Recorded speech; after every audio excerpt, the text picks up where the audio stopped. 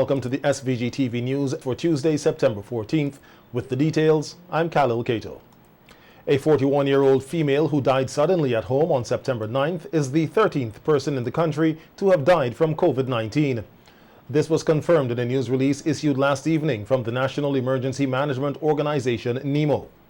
The release said the woman was not previously known to be COVID-19 positive and had no known underlying conditions and was unvaccinated. The last person to die of COVID-19 in SVG was a 69-year-old man who succumbed on May 4th while in isolation at the Argyle Isolation Facility. In the news release last evening, NEMO also reported 8 new positive cases of the virus from 120 samples processed on Sunday, resulting in a positivity rate of 6.7%. Meanwhile, today, 38 new positive cases were reported from 319 samples processed yesterday, resulting in a positivity rate of 11.9%.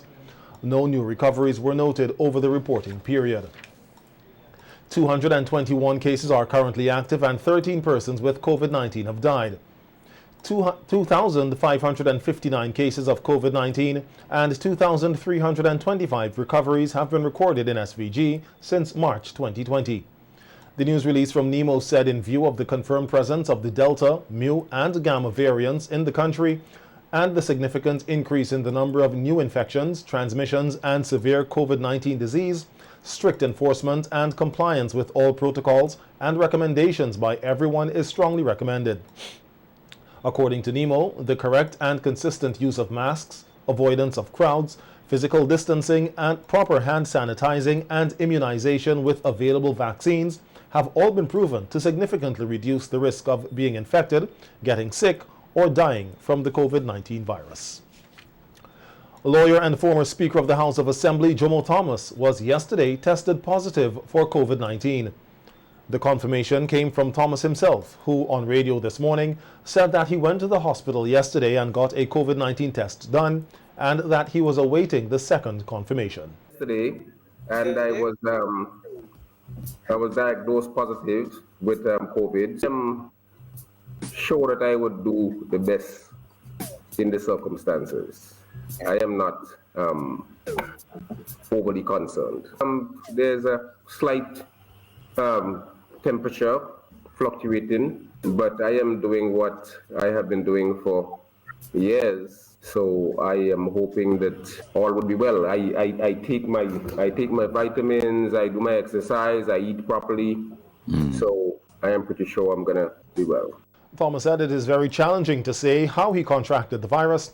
However, he suspects that it could have been on Thursday, September 9th, the day of the protest in capital Kingstown. Maybe it could have been Thursday, but I don't want to say Thursday because I probably would be saying something that may not necessarily be correct. Well, I wore a mask, and then one time I went up the street and I forgot my mask, and I didn't stay very long. But it doesn't take a long time for any such thing to happen. The legal mind used the opportunity to encourage persons who have been in contact with him to get tested. On the weekend, that I was, I felt unwell. There was no pain, there was no anything. And I thought, on Sunday, I should probably just drive up to Stubbs and get one of those rapid tests. And I didn't do it. And then yesterday when I went in, I decided to go to the casualty and check. And it kind of confirmed what I thought. Those persons whom I interacted with, I would say that maybe out of abundance of caution, they probably, particularly if they're feeling any kind of feverish feelings, they probably should go and get tested. Prime Minister Dr. Ralph Gonsalves said that the Public Health Amendment Act is close to being finalized. Speaking on radio on Sunday, PM Gonsalves said that the draft act was published a few weeks ago to get persons or organizations to raise any concerns. He said that to date there have been 4 indications of concern, including the SVG Nurses Association. Have been made. One has been made by a journalist in particular areas. 2 submissions by customs officials, by customs officers, basically questioning whether it's necessary for us to be saying the jab or the job. And then the Nurses Association sent one. And they went into each of the things in detail. Arguments, the memorandum which they sent is prefaced, unfortunately, on not an appreciation of the risk. The Prime Minister said that his staff will engage the nurses about their concerns. He noted, too, that lawyers from the Public Service Union collected a draft copy on Friday. He said that the finalization of the draft of the Act will take place either by the end of this week or next week. I was wondering if a late submission would be entertained. Well, before we finalize the document and approve that cabinet, and I'm hoping that we can do so by Wednesday, if not certainly the following Wednesday, the latest, that we will, you'd accommodate what people have to say. Okay. And hear. But the issues are clearly fairly well defined. 2 persons, including the husband of opposition Senator Chevron John, were charged for assaulting and obstructing police officers from executing their job on Thursday, September 9th, at the protest in capital Kingstown, organized by the Public Service Union. The accused, Sherry-Ann Kane and Carly John, appeared at the Kingstown Magistrates Court today to answer to the charges. As we hear in this report, the lawyer representing John in the matter called for an attempted murder charge to be brought against a police officer who reportedly had him in a chokehold. John, husband of opposition Senator Chevron John, was slapped with 3 charges for assaulting 2 police officers and resisting arrest during an incident at the protest action outside the Kingstown Vegetable Market last Thursday, September 9th, 2021. The charge for Sherry-Ann Kane reads that on September 9th, 2021 in Kingstown, she obstructed Police Constable 700 Verol Sam in the execution of his duty. Both John and Kane pleaded not guilty to charges laid against them. They are both being represented by lawyer K. Bacchus-Batiste. Speaking to reporters outside the courthouse today, Bacchus-Batiste read out the 3 charges for John, who was accompanied by his wife, Senator Chevron John. That he did resist the arrest of Verol Sam, PC 700, being a police officer, acting in the due execution of his duty. Also, that he did assault Verol Sam, being a police officer, acting in the due execution of his duty, and that he did assault Raquel Combs, causing her actual bodily harm. Inside the courtroom today, after the charges against John were read out, his lawyer told Magistrate Ricky Barnett that she expected to see charges be brought against the police officer who reportedly had John in a chokehold, noting that she will be making a submission on behalf of her client for an attempted murder charge be brought against one of the arresting officers, PC 700 Sam. Meanwhile, in the defense box in court, John appeared to have choked up with a cough and was handed cough lozenges, which was explained by his lawyer. Well, Mr. John is under medical supervision still because he suffered a really traumatic experience. In fact, it could have been choked to death. And he's been seeing the doctor since then. He's been to like 2 doctors. He's also been to the hospital. They had to put him on oxygen. And it appeared that his throat just choked up again. And so I had to offer him. Luckily, I had throat lozenges in my bag. And I offered him one. So it appeared to have relieved it somewhat. Crown Counsel Rennie Simmons asked for John to step outside, bearing in mind that we are in a COVID-19 pandemic. I just think she's being insensitive and being a prosecutor. He had on his mask, and she knew very well it had nothing to do with COVID, and it had everything to do with the chokehold that he was put in by the police. Magistrate Ricky Barnett agreed to full disclosure for both cases by next month. Matter in relation to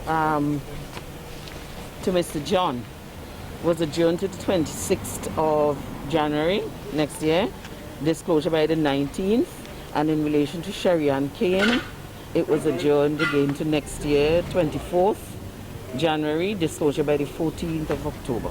For SVG-TV News, Larissa Pugsley-Kidd. Meanwhile, at a news conference this afternoon, lawyer K. Bacchus-Batiste says she has written to Prime Minister Dr. Ralph Gonsalves, the Director of Public Prosecutions, Sigilla McDowell, and Commissioner of Police Colin John, calling on them to take action against the officer who had Carly John in a chokehold during his arrest at the protest. The letter, she said, was delivered today and asked for a response in 7 days. Well, 2, 1, immediately, unreservedly condemn and abolish any chokeholding of citizens by police. 2, investigate and issue maximum charges against police PC Verrell Sam, leading to his dismissal from the force. 3, liaison with Attorney General to adequately compensate Mr. Carly John for his injuries and loss. 4, release a statement reinforcing the provisions of the Police Act and regulations referred to by me above, demanding that all police strictly adhere to them or face the consequences. 5, condemn the spate of spurious charges levied against protesters for exercising their right to demonstrate. Criminal charges must not be used as a means to intimidate and stifle lawful protest. In the letter, Bacchus Batiste stressed the dangers of chokeholds, noting that her client is still feeling the repercussions of the act. My client had to be rushed to the hospital under police escort, where he was given oxygen and medication, including an asthmatic ventilator. My client sustained grave injury and pain. Every police officer must take an oath to discharge all duties faithfully according to law. That is according to Section 8 of our Police Act. The primary function of the force is the prevention of crime, which is even of greater importance than the detection and arrest of criminals. And to this end, the efforts of the said force shall be chiefly directed to prevention of crime. That is Rule 3 of our regulations. By Rule 7 of the said police regulations, police has a duty to avoid altercation and any argument with the public, and must receive any information or suggestion offered by them courteously. Commenting on the incident, lawyer Jomo Thomas said that he is not surprised by what has been taking place. I think it's unfortunate that the police have found the time and energy to go ahead with the 3 charges against him. His picture tells a horrid tale of what could have happened, might have happened, or the agony that he was facing when that police had him in the chokehold. That's not going to get very far though. It just exposes the reality that we have, that the police are really just let loose on the people. And the police are let loose, and that's the way it is. And President of the SVG Teachers Union, Oswald Robinson, has condemned the act of the chokehold meted out against the husband of the opposition senator, Chevron John, who remains a member of the union, although she is no longer serving in the profession.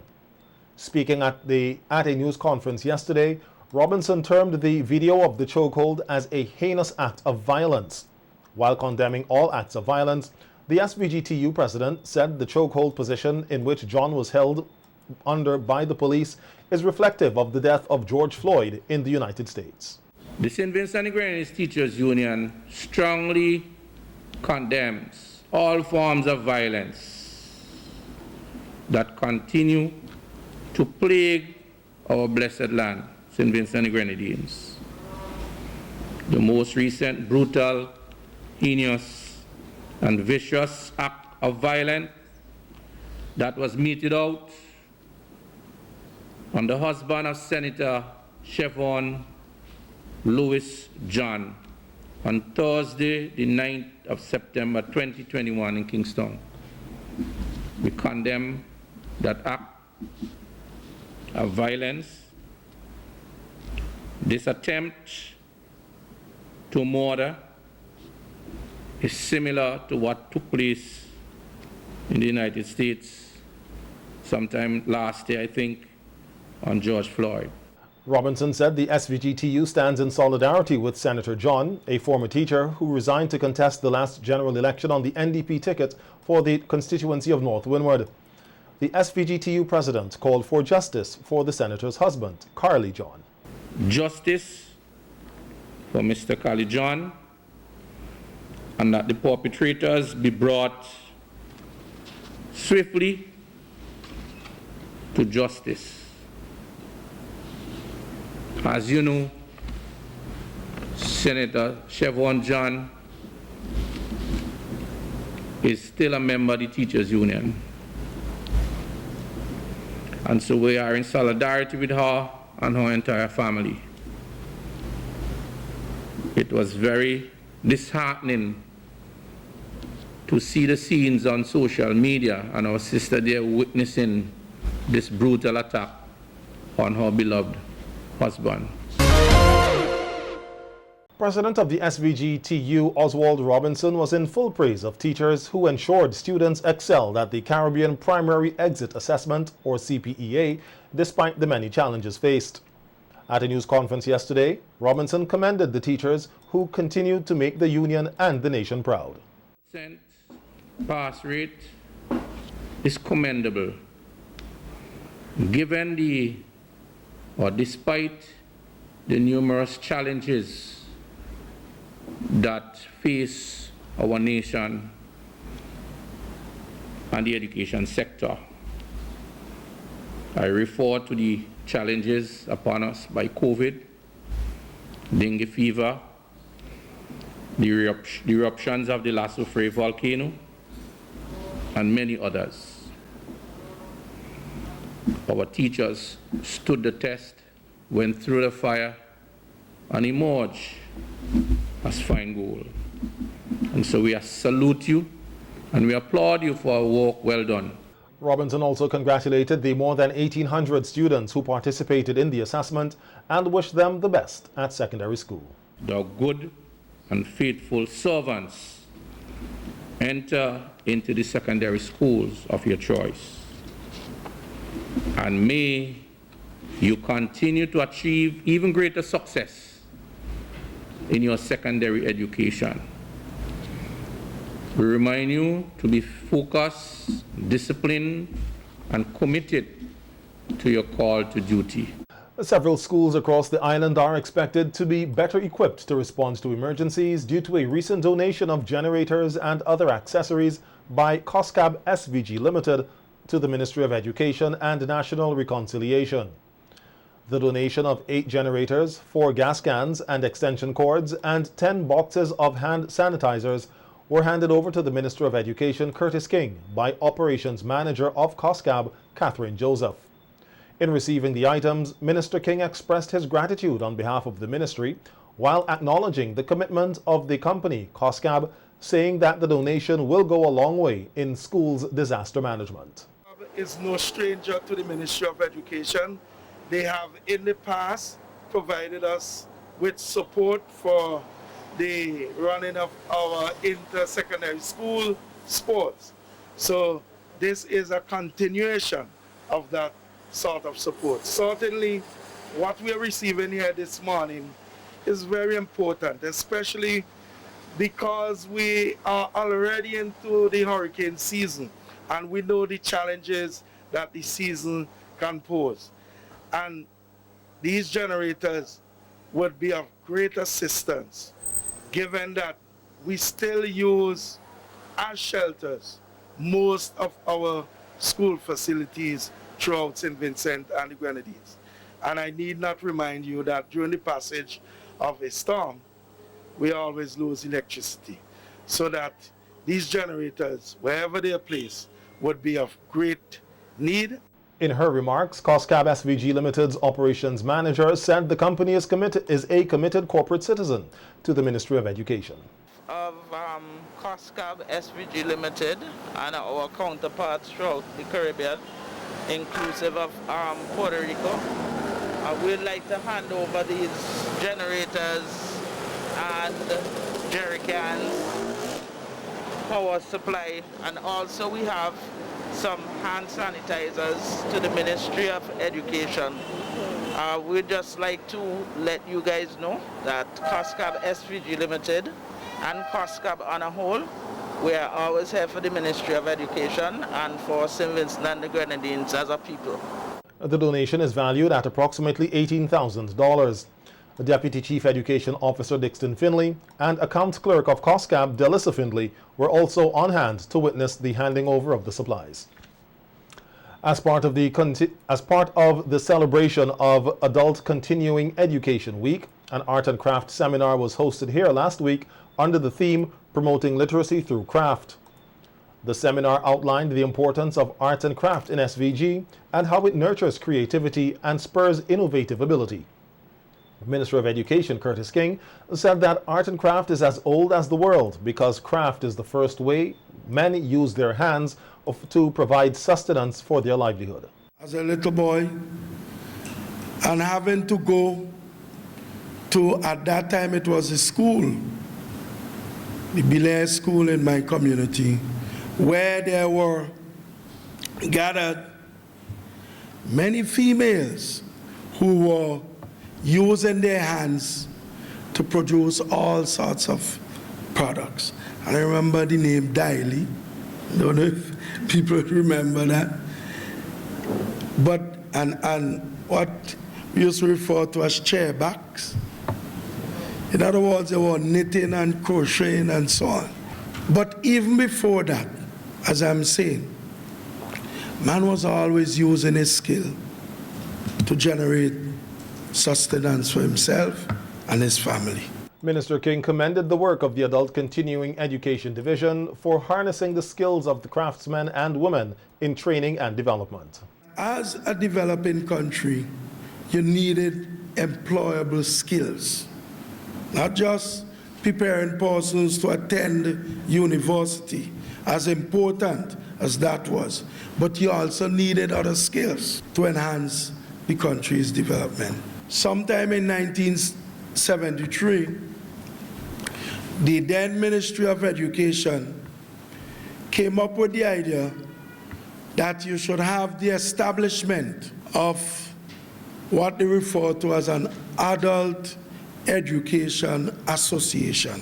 And basically, that association was charged with the responsibility of centralizing the coordination of the various activities.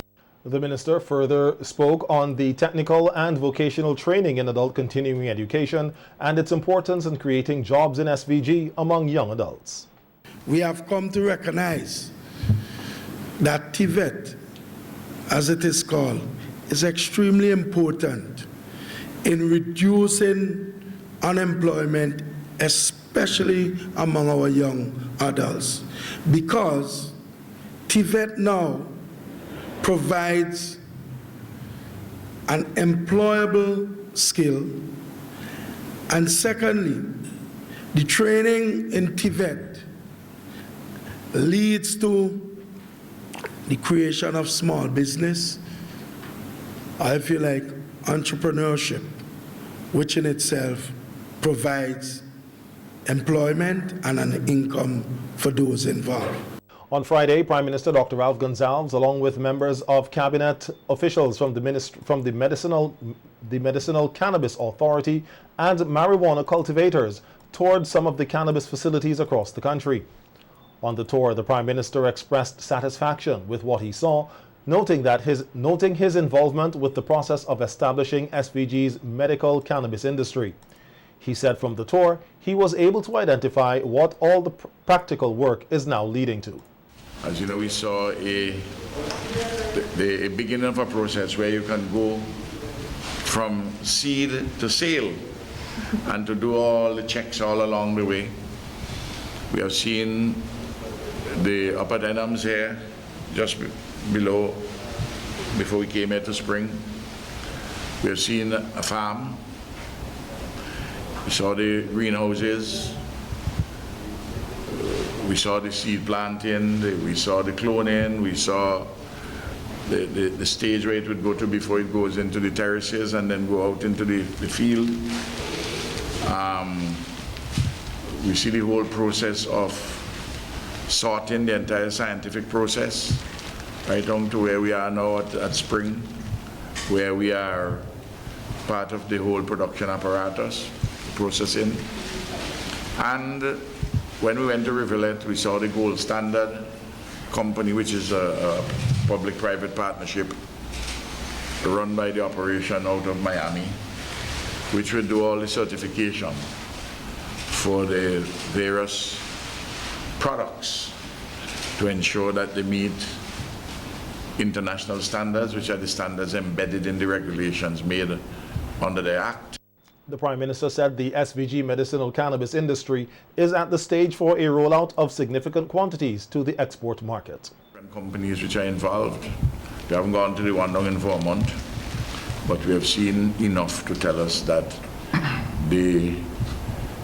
as a plank in the diversification process of this economic diversification process to create jobs and to create wealth, foreign exchange, and very much so to do it not with unlimited supplies of cheap labor, but with unlimited supplies of knowledge, scientific knowledge, which is a very important model in development. PM Gonzalez commended the Minister of Agriculture for his work in the development of the industry, noting that it is a venture that was worth the effort of the government, public sector, Parliament, and the people of SVG, especially the traditional marijuana cultivators.